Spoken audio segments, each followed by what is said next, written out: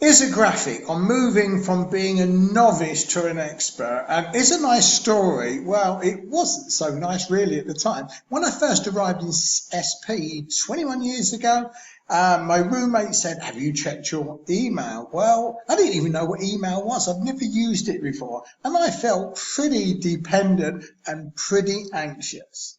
So if you're new to EduTech tools and you feel, well, I'm a bit of a novice here, don't worry about it, because if you understand how people learn, you can develop your competence in a way that's comfortable to you. Will you be an expert next week? No, very few people are. It takes a long time, but you can develop a good competence fairly quickly if you understand the learning process. Firstly, you've got to recognize to learn something, you've got to put some key facts in your memory. If you want to learn an EduTech tool, you've got to actually know what it is and know a little bit about it. You then got to explore it a little bit and perhaps read something, talk to someone, so that you understand what this tool can actually do and whether that's going to be useful for your goal. And as we know, in doing anything, whether it's playing tennis, learning EduTech tools, or even flower arranging, not that I've done it, to do well, you've got to do practice over time. So there's got to be some doing.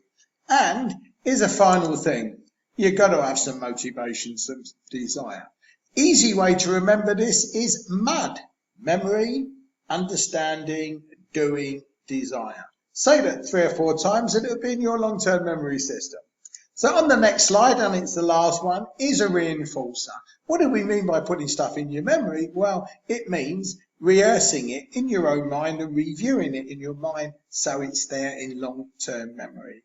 Understanding, that's a little bit more complicated, but as you take in information, you start to connect these together. In other words, you are thinking about how various bits of information fit together, and over time, that builds understanding. It's that ha-ha feeling. Doing, well, as we know, you've got to know how to do it, and you've got to do some good focused practice. Desire, well, we all know you've got to persevere. Thomas Edison said 99% perspiration, 1% inspiration. So think about it. To learn well is to mix mud well. So happy mud mixing for learning your EduTech tools.